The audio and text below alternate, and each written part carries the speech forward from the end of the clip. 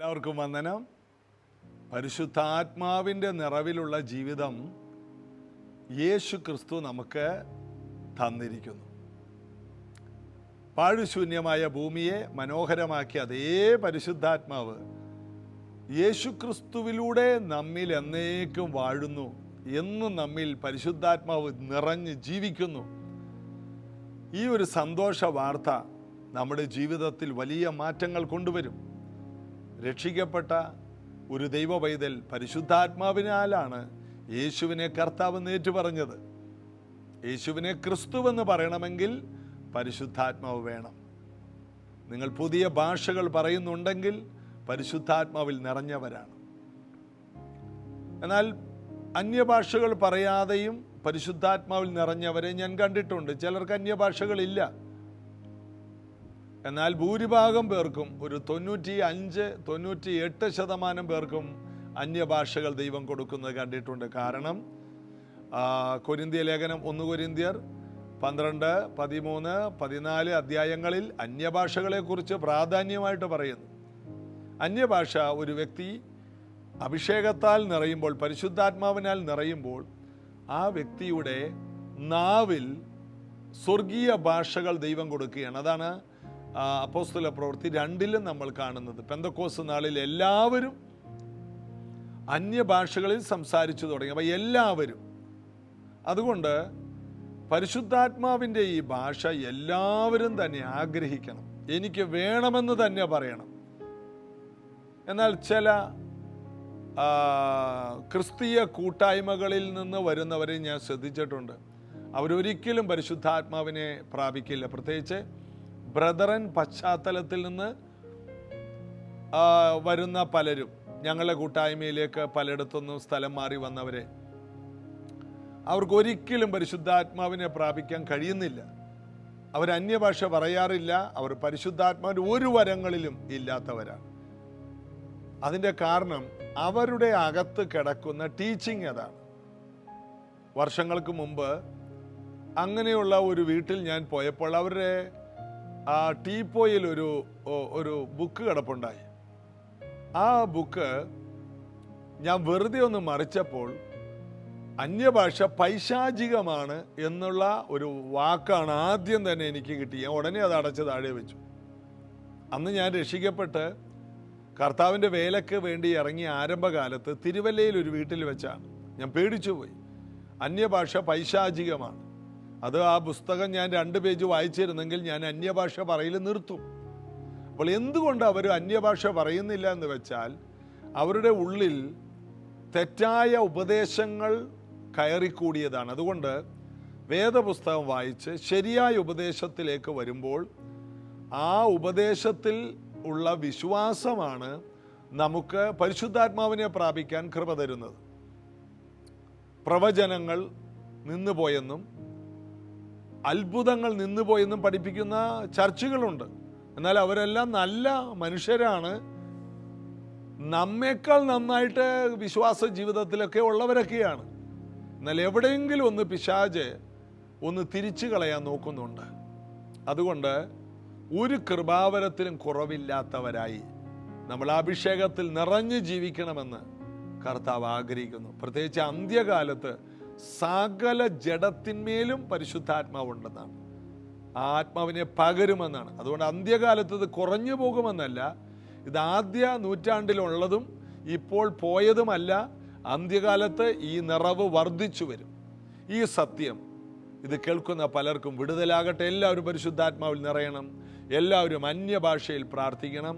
അന്യഭാഷയിൽ സംസാരിക്കുന്നവൻ ദൈവത്തോട് ആത്മാവിൻ്റെ മർമ്മങ്ങൾ സംസാരിക്കുന്നു, ദൈവത്തോട് സംസാരിക്കുന്നു, സ്വർഗീയ ഭാഷയിൽ സംസാരിക്കുന്നു, ദൂതന്മാരുടെ ഭാഷയിൽ സംസാരിക്കുന്നു. അത് വിലപ്പെട്ട ഒരു കാര്യമാണ്. അതുകൊണ്ട് എല്ലാവരും പരിശുദ്ധാത്മാവിനെ പൂർണ്ണ ഹൃദയത്തോടെ കൈക്കൊള്ളുക. ആത്മാവിലും സത്യത്തിലുള്ള ആരാധനയ്ക്കായി ഒരുങ്ങാം. ചേർന്ന് പാടി നമുക്ക് യേശുവിനെ ആരാധിക്കാം. പരിശുദ്ധ മഹോന്നത ദേവൻ, പരമെങ്ങും വിളങ്ങും മഹേശൻ, സ്വർഗീയ സൈന്യങ്ങൾ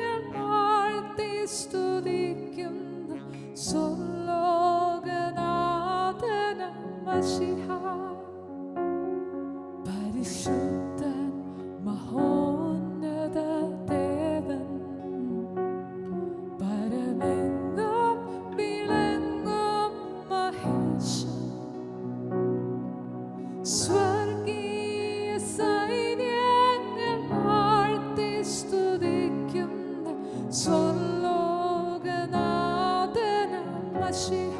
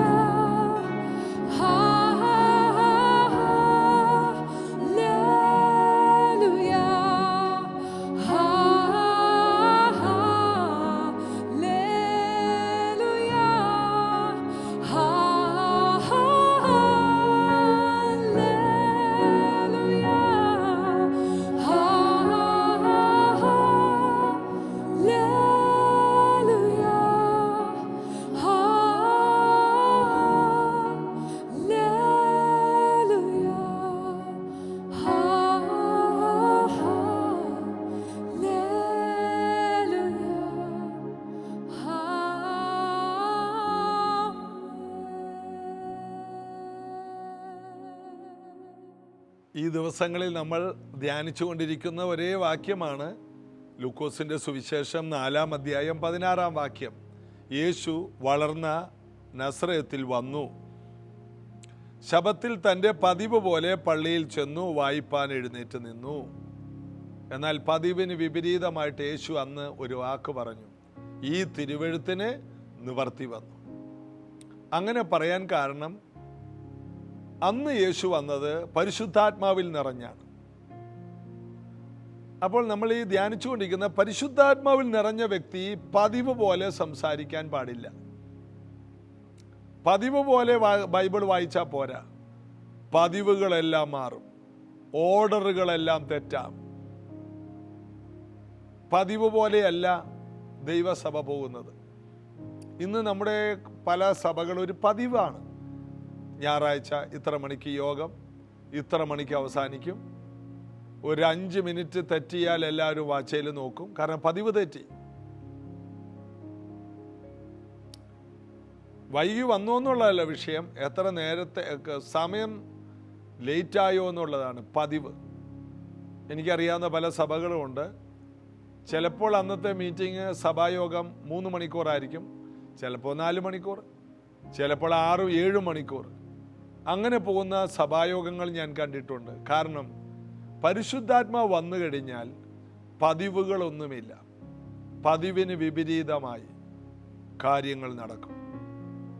അതുകൊണ്ട് നിങ്ങളുടെ കുടുംബ പ്രാർത്ഥന ചിലപ്പോൾ അരമണിക്കൂറായിരിക്കും, ചിലപ്പോൾ 1 മണിക്കൂറാകാം, ചിലപ്പോൾ 2 മണിക്കൂറാകാം, ചിലപ്പോൾ രാത്രി നേരം വെളുക്കുന്നവരെ നിങ്ങൾ ആത്മാവിൽ പോയെന്ന് വരും. നിങ്ങൾ പരിശുദ്ധാത്മാവിന് പൂർണ്ണ സ്വാതന്ത്ര്യം കൊടുത്താൽ നിങ്ങളുടെ കയ്യിൽ നിന്ന് കാര്യങ്ങൾ പോകും. പലപ്പോഴും ദൈവവചനം പറയാൻ ഞാൻ പല മീറ്റിങ്ങിലും നിൽക്കുമ്പോൾ ഞാൻ എഴുതി തയ്യാറാക്കി എൻ്റെ ലാപ്ടോപ്പിൽ കുറേ കാര്യങ്ങൾ ഞാൻ തയ്യാറാക്കി വെക്കും. എന്നാൽ പതിവിന് വിപരീതമായി അവിടെ സംഭവിക്കും. ഞാൻ എഴുതി വെച്ച വാക്യം പോലും എനിക്ക് തൊടാൻ പറ്റില്ല. മറ്റ് ചില വാക്യങ്ങളിലേക്ക്, മറ്റു ചില ദൂതുകളിലേക്ക് കർത്താവ് കൊണ്ടുപോകും. കാരണം അന്ന് അത് ആവശ്യമുള്ള ആൾക്കാർ അവിടെ വന്നിട്ടുണ്ട്. എൻ്റെ ഓർഡറിൽ പോകാനുള്ളതല്ല സഭ. നമ്മൾ വെച്ചിരിക്കുന്ന ഒരു കണക്കുകൂട്ടലിൽ നിൽക്കുന്നതല്ല സഭ. ഈ ഭൂമിയിലുള്ള എല്ലാറ്റിനും, ഭൂമിക്ക് വരെ ഒരു കണക്കുണ്ട്, 24 മണിക്കൂർ. അതിങ്ങനെ സൂര്യന് വരാനും പോകാനും ഒക്കെ ഒരു കൃത്യം കണക്കുണ്ട്. സൂര്യൻ ഉദിക്കാനും അസ്തമിക്കാനും ഓരോ ദിവസത്തിനും ഓരോ കണക്ക് നമുക്കറിയാം. എന്നാൽ പരിശുദ്ധാത്മാവിൻ്റെ സഭ ഈ ഭൂമിയുടേതല്ല. അത് സ്വർഗത്തിലെ പോലെ ഭൂമിയിലും ദൈവത്തിൻ്റെ ഇഷ്ടം നടക്കാൻ ദൈവം ആക്കി വെച്ച ഒന്നാണ് സഭ. സഭയെ മാനുഷികമായ നിയമത്തിൻ്റെ കീഴെ കൊണ്ടുവരാൻ ആരും ശ്രമിക്കരുത്. നിന്റെ പ്രാർത്ഥനാ ജീവിതം 1 മണിക്കൂറെന്ന് വിചാരിച്ചാലും 2 മണിക്കൂർ പോകുമ്പോൾ അത് പരിശുദ്ധാത്മാവാണ്. എന്നാൽ 1 മണിക്കൂർ ഇരിക്കാൻ ആഗ്രഹിച്ചിട്ട് 5 മിനിറ്റ് പോലും പ്രാർത്ഥിക്കാൻ പറ്റുന്നില്ലെങ്കിൽ നീ ജഡത്തിലാണ്. ആത്മാവിലാകുമ്പോൾ നിന്റെ സമയം പോകുന്നത് പോലും അറിയില്ല. അത് പരിശുദ്ധാത്മാവ് കൊണ്ടുപോകും. വർഷങ്ങൾക്ക് മുമ്പ് സൗത്ത് കൊറിയയിൽ പാസ്റ്റർ എം.എ. വർഗീസ്, എൻ്റെ പാസ്റ്റർ പോയ ഒരു അനുഭവം പാസ്റ്റർ പങ്കുവച്ചിട്ടുണ്ട്. ഡോക്ടർ യോങ്കിച്ചോയുടെ പ്രാർത്ഥന മലയിൽ പോയി. അവിടെ 10,000 അവിടെ പ്രാർത്ഥിക്കാൻ വരും. അവിടെ ഓരോരോ ഗുഹകളിൽ പോയി വ്യക്തിപരമായി ഇരുന്ന് പ്രാർത്ഥിക്കാൻ സ്ഥലമുണ്ട്. അവിടെ ഒരു തീപ്പെട്ടിയും ഒരു മെഴുതിരിയും വെച്ചിട്ടുണ്ട്. അതിനകത്ത് കയറി ആ മെഴുതിരി കത്തിച്ച് ആ വെട്ടത്തിലിരുന്ന് പ്രാർത്ഥിക്കാം. ആ ഗുഹയ്ക്കകത്ത് കയറി കഥ കടക്കാം. എം.എ. വർഗീസ് പാസ്റ്റർ അദ്ദേഹം 1 മണിക്കൂർ ഇരുന്ന് പ്രാർത്ഥിക്കാൻ അതിനകത്ത് കയറിയതാണ്. എന്നാൽ പാസ്റ്റർ ഇറങ്ങിയപ്പോഴാണ് അറിഞ്ഞത് 7 മണിക്കൂർ കഴിഞ്ഞിരുന്നത്. പരിശുദ്ധാത്മാവിൻ്റെ സ്വാധീന വലയമുള്ള സ്ഥലങ്ങളിൽ പരിശുദ്ധാത്മാവ് കൊണ്ടുപോകും. അവിടെ പരിമിതികളൊന്നുമില്ല.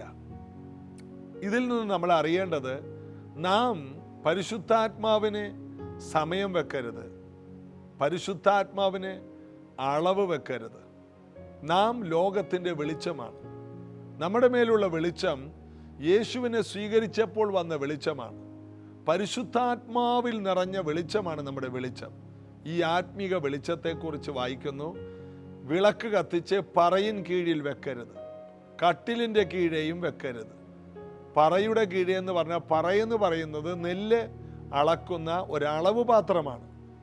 അപ്പോൾ നിന്റെ ആത്മനിറവിനെ അളക്കരുത്, നീ ഒരളവിനകത്ത് വെക്കരുത്. നിന്റെ പ്രകാശം വലുതാണ്. നീ കർത്താവിന് വേണ്ടി ശോഭിക്കണം. ആത്മാവിൽ നിറഞ്ഞവരായി സങ്കീർത്തനങ്ങളാലും സ്തുതികളാലും ആത്മിക ഗീതങ്ങളാലും മറ്റുള്ളവരെ പ്രബോധിപ്പിക്കേണ്ടവരാണ്. അപ്പോസ്തലനായ പൗലോസിന് 24 മണിക്കൂർ തികയുന്നില്ല. രാത്രിയും പകലും താൻ അധ്വാനിക്കുകയാണ്. സമയക്ലിപ്തതകളില്ല. എന്നിട്ട് ഏറ്റവും ഒടുവിൽ താൻ പറയുകയാണ്, ഞാൻ നല്ല പോർ പൊരുതി, ഓട്ടം തികച്ചു, വിശ്വാസം കാത്തു. ഇനി നീതിയുടെ കിരീടം കർത്താവ് വെച്ചിരിക്കുന്നു. അതിൻ്റെ അർത്ഥം ഓടി ഓടി ഓടി ഓട്ടം തികച്ചു. പരിശുദ്ധാത്മാവ് തനിക്ക് വിശ്രമം കൊടുത്തു, വേല തികച്ചു. എന്നാൽ പരിശുദ്ധാത്മാവിനെ കൂടാതെയായിരുന്നെങ്കിലോ ഉദ്ദേശിച്ചതൊന്നും ചെയ്യാൻ കഴിയാതെ, ലക്ഷ്യപ്രാപ്തിയിൽ എത്താൻ കഴിയാതെ നാം പരാജയപ്പെടും. പൗലോസ് പറയുന്നു, എൻ്റെ എല്ലാ കാര്യങ്ങളും ഞാൻ പൂർത്തിയാക്കി, ഞാൻ നല്ല പോർ പൊരുതി, എൻ്റെ ഓട്ടം ഞാൻ ഓടി തികച്ചു. ഇനി എനിക്ക് വെറുതെ കാത്തിരുന്നാൽ മതി. ബില്ലി ഗ്രഹാമൊക്കെ തൻ്റെ ശുശ്രൂഷ കഴിഞ്ഞ് വീട്ടിൽ വിശ്രമിച്ചു. ഭൂമിയിൽ ആർക്കും ചെയ്യാൻ കഴിയാത്ത അത്രയും വലിയ വേല തികച്ചിട്ടാണ് അവർ വിശ്രമിച്ചത്. ഇവരുടെ എല്ലാം വിശ്രമം സ്വർഗത്തിലല്ല, ഭൂമിയിൽ വെച്ചേ ദൈവം അവർക്ക്, പൗലോസിനും ബില്ലി ഗ്രഹാമിനെല്ലാം വിശ്രമം കൊടുത്തു. റീനാഡ് ബോങ്കെ 70 വയസ്സ് കഴിഞ്ഞപ്പോൾ വിശ്രമത്തിലേക്ക് പോയി. എന്നാൽ ആഫ്രിക്ക ഭൂഖണ്ഡത്തിൻ്റെ 60% ജനങ്ങളെ ദൈവത്തിങ്കിലേക്ക് തിരിച്ചിട്ടാണ് അദ്ദേഹം അത് ചെയ്തത്. അപ്പോൾ പരിശുദ്ധാത്മാവിൽ ആശ്രയിക്കുന്ന വ്യക്തികൾക്ക് വലിയ കാര്യങ്ങൾ ചെയ്തിട്ട് ഈ ഭൂമിയിൽ തന്നെ ദൈവം വലിയ വിശ്രമം തരും. അത് മരണത്തിന് അപ്പുറം മാത്രമല്ല, നമ്മുടെ വേലകളെ തീർക്കാനുള്ള ശേഷിയും ശക്തിയും പരിശുദ്ധാത്മാവാണ് തരുന്നത്. യേശു അന്ന് ദേവാലയത്തിൽ ചെന്ന് പതിവിന് വിപരീതമായിട്ട് കാര്യങ്ങൾ ചെയ്തു. അതവർക്ക് ഇഷ്ടപ്പെട്ടില്ല. അപ്പോൾ പരിശുദ്ധാത്മാവ് യേശുവിൽ വന്നപ്പോൾ യേശു പതിവ് തെറ്റിക്കുന്നവനായി മാറി. ശബത്ത് എന്ന പതിവിനെ യേശു തെറ്റിച്ചു. കാരണം യേശുവിന് അന്നും പ്രവർത്തിക്കണം. ആർക്കും പ്രവർത്തിച്ചുകൂടാത്ത രാത്രി വരുന്നു. എല്ലാ ആഴ്ചയിലും ഒരു ശബത്ത് ദിവസം വെച്ച് പ്രവർത്തിക്കാതിരുന്നാൽ 3.5 വർഷം മാത്രം ശുശ്രൂഷ ചെയ്യുന്ന യേശുവിൻ്റെ എത്രയോ ദിവസങ്ങൾ വേസ്റ്റാകും. എത്ര ആയിരങ്ങൾ സൗഖ്യമാകാതെ പോകും. എത്രയോ തകർന്ന കുടുംബങ്ങൾക്കത് നഷ്ടമാകും. അതുകൊണ്ട് യേശു മാനുഷിക സമ്പ്രദായങ്ങളെ പൊളിച്ചുകൊണ്ട്, ശബത്തെന്ന പതിവുകളെ തെറ്റിച്ചുകൊണ്ട് ജനങ്ങൾക്ക് വിടുതൽ കൊടുത്തു. പരീശന്മാർ തനിക്കെതിരെ നിന്നു. ഒത്തിരി പ്രശ്നങ്ങളുണ്ടായി. പതിവ് തെറ്റിക്കുന്ന യേശുവിനെ വീണ്ടും നമുക്ക് ബൈബിളിൽ വീണ്ടും കാണാം. യേശു ഒരിക്കൽ ശിഷ്യന്മാരോട് ഉപദേശിച്ചു കൊണ്ടിരിക്കുമ്പോൾ, പുരുഷാരത്തോട് ഉപദേശിക്കുമ്പോൾ, പരീശന്മാർ ഒരു സ്ത്രീയെ, വ്യഭിചാരത്തിൽ പിടിക്കപ്പെട്ട ഒരു സ്ത്രീയെ കൊണ്ടുവരാൻ ഇടയായി. എന്നിട്ട് പറഞ്ഞു, ഗുരു, മോശയുടെ ന്യായപ്രമാണം പറയുന്നു ഇങ്ങനെയുള്ളവളെ കല്ലെറിഞ്ഞു കൊല്ലണം. നീ എന്ത് പറയുന്നു? ഇവളെ കൊല്ലേം വേണം, യേശുവിനെ ആക്രമിക്കുകയും വേണം. അതിനുള്ള പദ്ധതികളാണ് അവരാവിഷ്കരിച്ചത്. എവിടെയും യേശുവിനെ ആക്രമിക്കാൻ അവർ കല്ലുമായിട്ട് വരും. കല്ല് കൊണ്ടുവരുന്നതല്ലാതെ അവർക്ക് കല്ലെറിയാൻ കഴിയുന്നില്ല. അതാണ് യേശുവിൻ്റെ അടുക്കൽ വരുമ്പോൾ സംഭവിക്കുന്നത്. എന്നാൽ അന്ന് പതിവിന് വിപരീതമായിട്ടൊന്ന് സംഭവിച്ചു. കല്ലുമായി വന്നവർക്ക് ഈ പെൺകുട്ടിയെ കല്ലെറിഞ്ഞു കൊല്ലാൻ കഴിഞ്ഞില്ല. യേശു വട്ടം നിന്നില്ല. യേശു അവരോട് പ്രത്യേകിച്ച് ഒന്നും പറഞ്ഞില്ല. നീ എന്തു പറയുന്നു? ഇവളെ കല്ലെറിഞ്ഞു കൊല്ലണ്ടേ? മോശയുടെ ന്യായപ്രമാണം അതാണ് പറയുന്നത്. നീ എന്തു പറയുന്നു? മോശയുടെ ന്യായപ്രമാണം തെറ്റാണെന്ന് യേശു പറഞ്ഞില്ല. അവളെ കല്ലെറിയരുത് എന്നും യേശു പറഞ്ഞില്ല. യേശു പറഞ്ഞ ഒരൊറ്റ വാക്ക്, പതിവിന് വിപരീതമായി അവരുടെ കല്ലുകൾ താഴെ വീഴാൻ കാരണമായി. അപ്പൊ എത്ര ദുഷ്ടന്മാരുടെ കയ്യിലുള്ള കല്ലുകളെയും താഴെ ഇടുന്ന പതിവിന് വിപരീതമായ വാക്കുകൾ പരിശുദ്ധാത്മാവ് നമുക്ക് തരുമെന്നുള്ളതിൻ്റെ തെളിവല്ലേ അത്? യേശു പറഞ്ഞു, നിങ്ങളിൽ പാപമില്ലാത്തവൻ കല്ലെറിയട്ടെ എന്നല്ല, പാപമില്ലാത്തവൻ, നിങ്ങളിൽ പാപമില്ലാത്തവൻ ഒന്നാമത് കല്ലെറിയട്ടെ. അവിടെയാണ് അവർ തോറ്റുപോയത്. ഒന്നാമത്.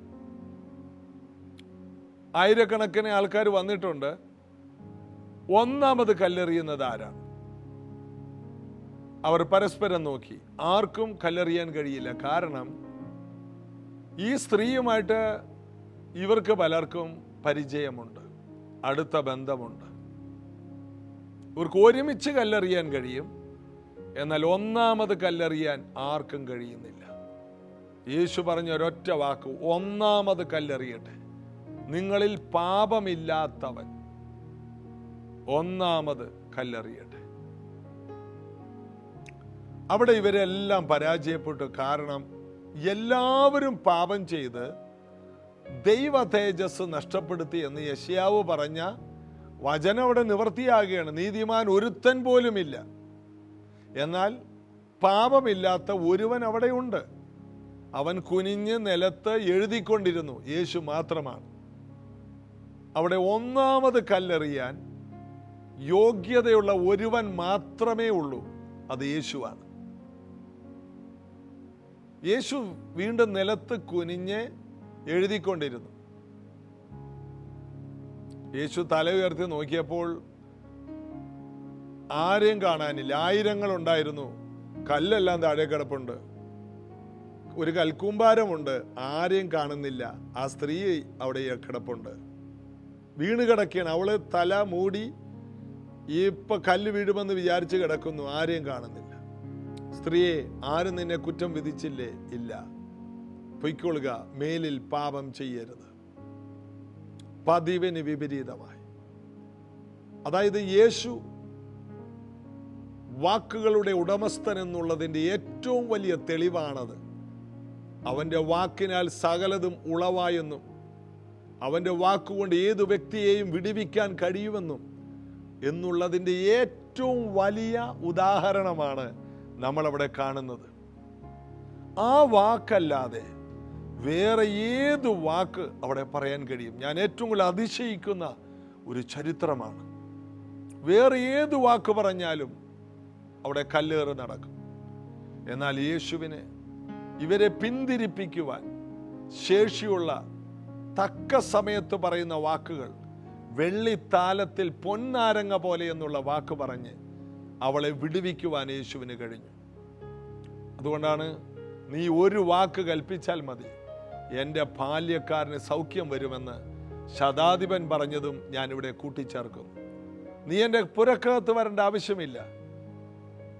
നിന്റെ വാക്കിനാണ് ശക്തി. നിന്റെ വാക്ക് അത്ര വിലയേറിയതാണ്. ഞാനൊരു ശതാധിപനാണ്. എൻ്റെ കീഴെ 100 പേരുണ്ട്. 100 പേരിൽ ആരോട് വരാൻ പറഞ്ഞാലും വരും, പോകാൻ പറഞ്ഞാൽ പോകും, ഇന്നത് ചെയ്യാൻ പറഞ്ഞാൽ ചെയ്യും. എന്നാൽ 101ാമത്തെ ഒരുവനോട് പറഞ്ഞാൽ നടക്കൂല. കാരണം ഞാൻ 100 പേരുടെ അധിപതിയാണ്. എന്നാൽ നീ അങ്ങനെയല്ല. നീ മശികയാണ്. നീ പറഞ്ഞാൽ രോഗങ്ങൾ അനുസരിക്കും. നീ പറഞ്ഞാൽ രോഗാത്മാക്കൾ അനുസരിക്കും. നീ പറഞ്ഞാൽ ഭൂതങ്ങൾ വിട്ടുമാറും. നീ പറഞ്ഞാൽ നീ ഉണ്ടാക്കിയ ശരീരം അത് പൂർണ്ണ സ്ഥിതിയിലെത്തും. നീ പറഞ്ഞാൽ രോഗങ്ങൾ സൗഖ്യമാകും. ആ വാക്കിൻ്റെ അർത്ഥം അതാണ്. നീ എൻ്റെ പുരക്കകത്തേക്ക് വരണ്ട. എൻ്റെ പുരക്കകത്താണ് ഈ രോഗി കിടക്കുന്നത്, എൻ്റെ ബാല്യക്കാരൻ കിടക്കുന്നത്. 99 പേരും എഴുന്നേൽക്കുന്നു, നടക്കുന്നു. ഒരുവനോട് പറഞ്ഞിട്ട് അവൻ എഴുന്നേൽക്കാൻ കഴിയുന്നില്ല. അവൻ എൻ്റെ പരിധിക്ക് പുറത്താണ്. എന്നാൽ നിന്റെ പരിധിക്കുള്ളിലാണ്. നീ ഒരു വാക്ക് പറഞ്ഞാൽ അവൻ എഴുന്നേൽക്കും. യേശു, പോക, നിങ്ങളുടെ വിശ്വാസം പോലെ ഭവിക്കട്ടെ. ആ വാക്ക് പോലെ ഭവിച്ചു. യേശു പറഞ്ഞു, ഇസ്രായേലിൽ പോലും ഇത്ര വലിയ വിശ്വാസം ഞാൻ കണ്ടിട്ടില്ല. കാരണം ഈ ശതാധിപൻ ഒരു റോമ പൗരനാണ്. അദ്ദേഹം ഒരു അബ്രഹാമിൻ്റെ സന്തതിയല്ല. എന്നാൽ യേശുവിലുള്ള വിശ്വാസത്തെ അദ്ദേഹം കണ്ടെത്തി. യേശുവിൻ്റെ വാക്കുകൾക്ക് ശക്തിയുണ്ടെന്ന് അവൻ മനസ്സിലാക്കി. ഉൽപ്പത്തി പുസ്തകം 1-ാം അധ്യായത്തിൽ സകലത്തെ ഉളവാക്കിയവൻ തന്നെയാണ് ഈ വന്നിരിക്കുന്ന മശിഹ എന്ന് അംഗീകരിക്കുവാൻ അവന് കഴിഞ്ഞു. 3 പേർ മമ്രയുടെ തോപ്പിൽ അബ്രഹാം ഇരിക്കുമ്പോൾ ആ വീട്ടിൽ വന്ന ചരിത്രം, അതിഥി സൽക്കാരം അറിയാതെ ദൈവദൂതന്മാരെ സാറ സൽക്കരിച്ചു എന്നുള്ളത് പിന്നത്തേതിൽ പുതിയ നിയമത്തിൽ എഴുതിയ ആ ചരിത്രം നമുക്കറിയാം. അവിടെ ആ മമ്രയുടെ തോപ്പിൽ ഭക്ഷണം കഴിച്ചുകൊണ്ടിരിക്കുമ്പോൾ, വരുന്നയാണ്ടിൽ ഈ സമയത്ത് നിന്റെ ഭാര്യ സാറ ഒരു കുഞ്ഞിനെ അണച്ചുകൊള്ളുമെന്ന് പറഞ്ഞ അതേ വാക്ക്, അത് 99-ാമത്തെ വയസ്സിലാണ് അബ്രഹാം കേൾക്കുന്നത്. സാറയ്ക്ക് 89-ാമത്തെ വയസ്സ്. എന്നാൽ അതുപോലെ ഭവിച്ചു. പറഞ്ഞ വാക്ക് അതുപോലെ നിവർത്തിക്കാൻ കഴിവുള്ളവൻ നമ്മുടെ കർത്താവാണ്. അവൻ്റെ വാക്ക് പതിവിന് വിപരീതമായി പലതും വിളിച്ചു വരുത്തും. അവൻ്റെ വാക്കുകൾ അത്ഭുതങ്ങളെ കൊണ്ടുവരും. വിശ്വസിക്കുക. യേശുവിൽ ആശ്രയിക്കുന്ന ഒരു ദൈവ പൈതൽ പതിവിന് വിപരീതമായി അത്ഭുതങ്ങൾ കാണും. നിനക്കെതിരെ ഉയർത്തിയിരിക്കുന്ന എല്ലാ കല്ലുകളും താഴെ ഇടുവാൻ, താഴെ ഇടിയിക്കുവാൻ കഴിയുന്നവൻ യേശുവാണ്. നിനക്കെതിരെ മുഷ്ടി ചുരുട്ടിയ കൈകളെ നിസ്സാരമാക്കാൻ കഴിയുന്ന വാക്കുകൾ ഉള്ളവനാണ് യേശു. നിങ്ങൾക്കെതിരെ വന്നിരിക്കുന്ന ജപ്തി, കടക്കണിയെ ഒരൊറ്റ വാക്കുകൊണ്ട് മാറ്റാൻ കഴിയുന്നവനാണ് യേശു എന്ന് വിശ്വസിക്കുക. നിങ്ങൾക്കിന്ന് വന്നിരിക്കുന്ന അസാധാരണ രോഗം ഒരു വാക്കുകൊണ്ട് സൗഖ്യമാക്കാൻ കഴിയുന്നവനാണെന്ന് യേശുവിൽ വിശ്വസിക്കുക. വിശ്വസിക്കുന്നവർ അത്ഭുതം കാണും. ഇന്ന് നമുക്കൊന്ന് വിശ്വസിക്കാം. യേശുവിൻ്റെ ഓരോ വാക്കിലും നമുക്ക് അടിയുറച്ച് വിശ്വസിക്കാം. പതിവിന് വിപരീതമായി നമ്മുടെ വീട്ടിൽ അത്ഭുതങ്ങൾ നടക്കും. യേശുവിൻ നാമത്തിൽ ഇത് കേട്ട ഓരോ മക്കളെയും ഞാൻ അനുഗ്രഹിക്കുന്നു. അസാധാരണ ദൈവപ്രവൃത്തി, പതിവിന് വിപരീതമായി അത്ഭുതങ്ങൾ ഈ വീട്ടിൽ സംഭവിക്കട്ടെ. പതിവിന് വിപരീതമായി വലിയൊരു സമാധാനം ഈ വീട്ടിലുണ്ടാകട്ടെ. പതിവ് പോലെ വഴക്ക് കൂടുന്ന വീടുകളിൽ പതിവിന് വിപരീതമായി തമ്മിലുള്ള സ്നേഹവും ഐക്യതയും വീടുകളിൽ ഉണ്ടാകട്ടെ. ഇന്നു മുതൽ പതിവിന് വിപരീതമായി ഒരു പുതിയ വാതിൽ തുറന്നു വരട്ടെ. ഒരു പുതിയ വഴി തുറന്നു വരട്ടെ. പുതിയ ജോലി സാധ്യതകൾ ഉണ്ടാകട്ടെ. ബിസിനസ്സിൽ അഭിവൃദ്ധി ഉണ്ടാകട്ടെ. യാത്രയിൽ പുരോഗതികൾ ഉണ്ടാകട്ടെ. അത്ഭുതങ്ങളുടെ ദിവസമാക്കി മാറ്റണം യേശുവിൻ നാമത്തിൽ. ആമേൻ. യേശു കർത്താവിൽ വിശ്വസിക്കാം. കർത്താവിൻ്റെ വലിയ കൃപകൾ അനുഭവിപ്പാൻ യേശു നമ്മെ സഹായിക്കട്ടെ. നാളെ വ്യാഴാഴ്ച രാവിലെ 10:30 നമുക്ക് ചർച്ചിൽ, പ്രൈസ് ജനറേഷൻ ചർച്ചിൽ വെച്ച് ആലപ്പുഴയിൽ നമുക്കൊരു ഉപവാസ പ്രാർത്ഥനയുണ്ട്. കടന്നു വരാൻ കഴിയുന്നവർ എല്ലാവരും വരിക. വ്യക്തിപരമായി പ്രാർത്ഥിക്കും. നാളെ ഇതേ സമയത്ത് ജീസസ് എവരിഡേ എന്ന പ്രാർത്ഥന നമുക്ക് വീണ്ടും അതിൽ പങ്കെടുക്കാം. മാത്രമല്ല, ഈ പ്രാർത്ഥന കൂട്ടായ്മയിൽ നിങ്ങളുടെ ഒരു സാമ്പത്തിക കൈത്താങ്ങൽ ഞങ്ങൾക്ക് വലിയ ആശ്വാസമായിരിക്കും. അതിനുവേണ്ടി ദൈവം നിങ്ങളെ ഉപയോഗിക്കട്ടെ. വരിക, നമുക്ക് ഒരുമിച്ച് ദൈവരാജ്യം പണിയാം. God bless you.